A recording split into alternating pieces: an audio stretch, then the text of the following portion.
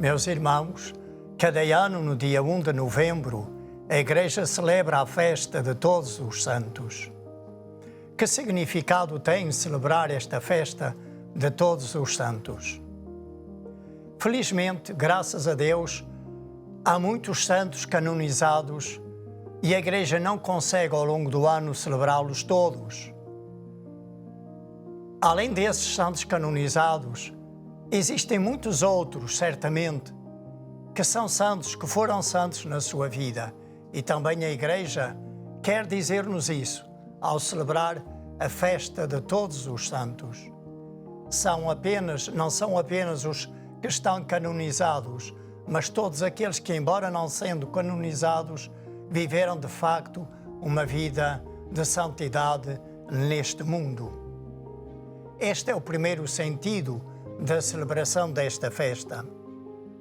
Esta festa é um convite a entrar na alegria daqueles que vivem já na beatitude, na bem-aventurança eterna, que vivem já na comunhão e na presença de Deus, face a face.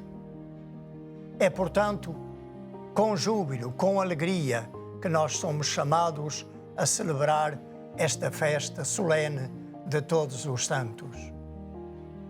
Mas, além disso, celebrar esta festa é tomar consciência da comunhão dos santos. De facto, todos os batizados estamos unidos a Jesus, se formamos o corpo místico de Cristo. E esta comunhão é a comunhão dos que estamos ainda neste mundo, como igreja que peregrina, que ainda não chegou à pátria eterna. Mas é comunhão também com a Igreja Celeste, aqueles todos que já estão e participam da glória de Deus. É também a comunhão com aqueles que, embora ainda não estejam plenamente na glória de Deus, se purificam para entrarem definitivamente na alegria de Deus.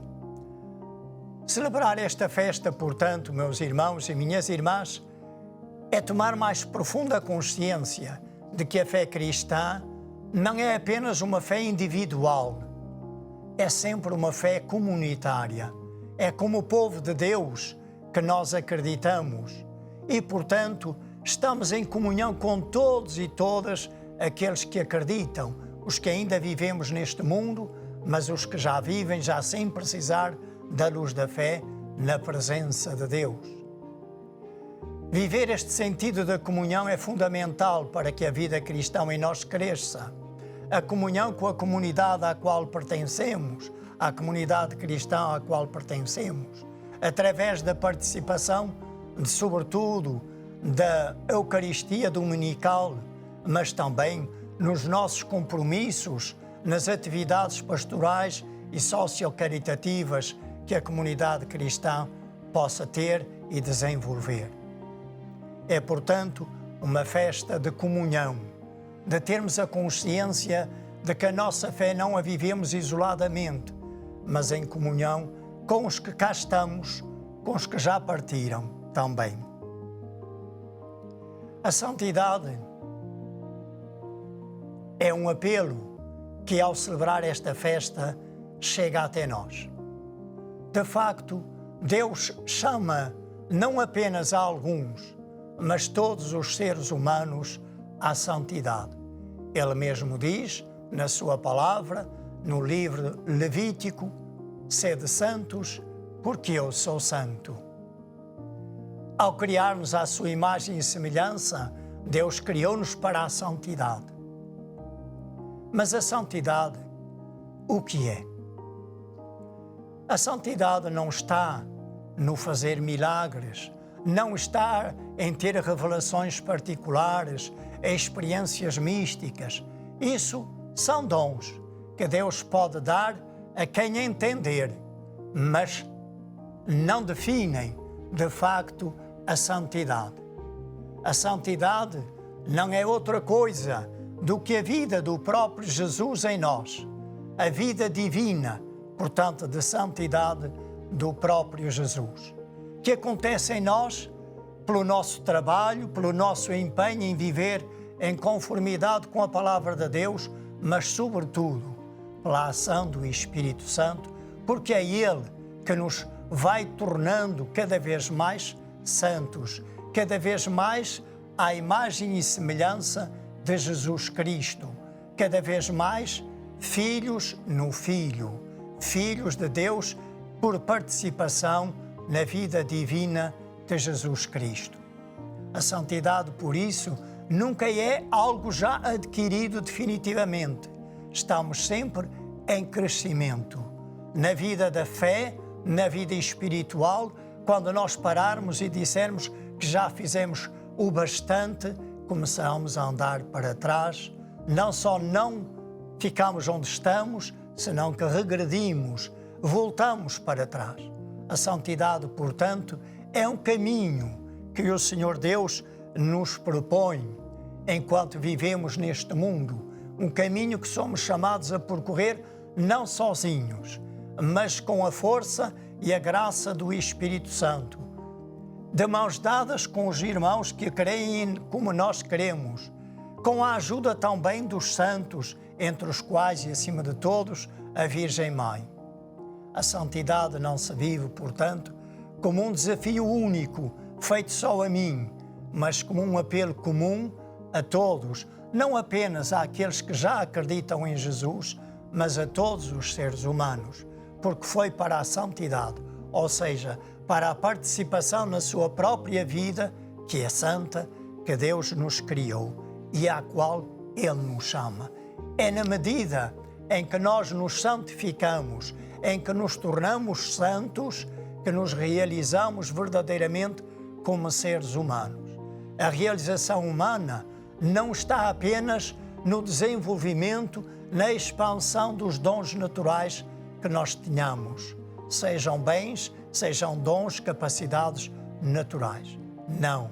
A realização humana só acontece verdadeiramente quando o ser humano, unido a Jesus, pela força do Espírito Santo, vai tomando cada vez mais a forma, a figura de Jesus, no seu modo de estar, de pensar, de viver, de falar, de descansar em toda a sua vida. Esta é a santidade que a todos Deus chama.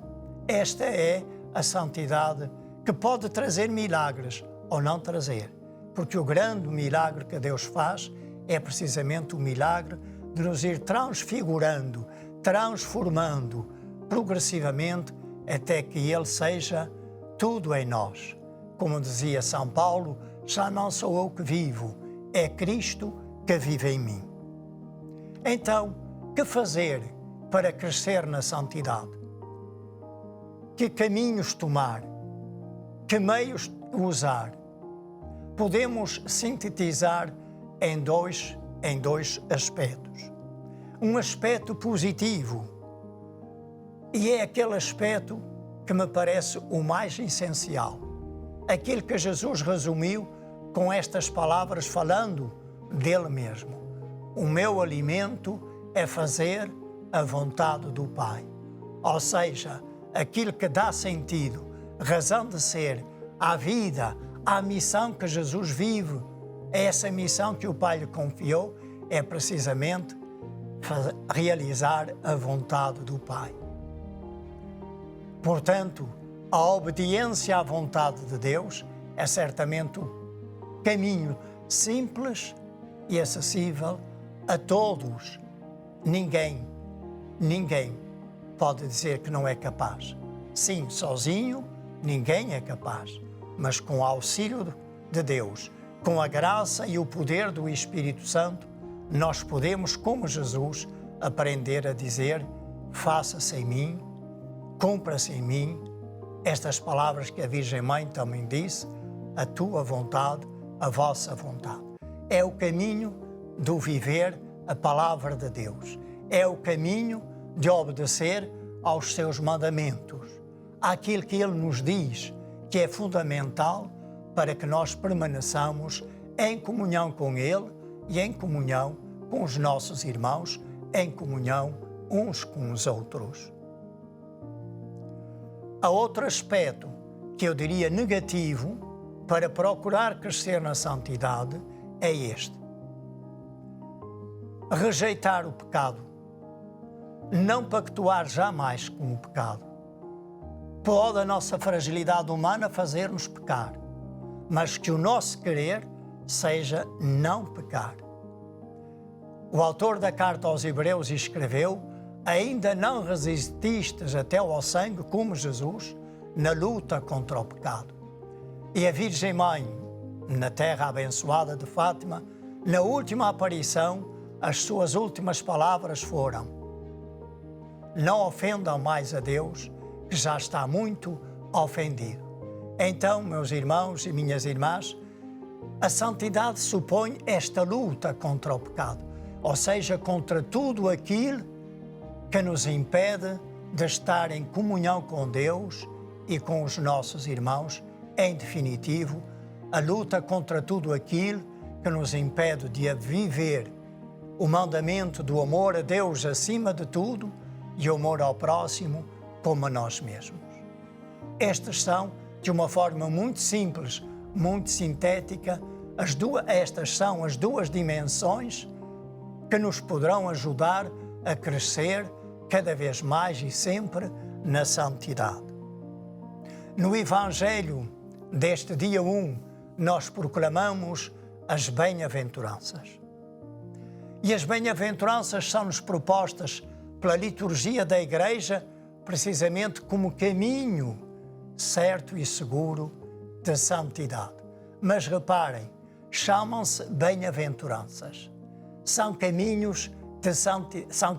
de felicidade e de santidade. Ou seja, a santidade é caminho de felicidade. E não é apenas a felicidade que nós esperamos gozar eternamente na comunhão com Deus e com os nossos irmãos. É a felicidade já vivida neste mundo. A certeza que o coração cada vez mais adquire de que caminha na presença de Deus e de que caminha com Deus e que, na medida em que está liberto o coração do pecado, é habitado pelo próprio Deus. Essa é a alegria que é fruto do Espírito Santo. Quando nós nos deixamos levar, conduzir, mover pelo Espírito Santo, em nós brota o fruto da alegria. A bem-aventurança que não é nossa, é a alegria de Deus que nos é comunicada, juntamente com o amor, com a paz, com a paciência, com a bondade, com a mansidão, com a longanimidade, com a temperança, com a castidade, com a misericórdia, com a solidariedade, com a justiça, e podíamos continuar a dizer. Tudo isto são frutos da presença de Deus no coração humano. Então as bem-aventuranças são caminho de felicidade e caminho de santidade. Ou, se quisermos, são caminhos de santidade que levam o coração humano já neste mundo, embora ainda não definitivo e plenamente, a viver com a alegria de Deus no coração.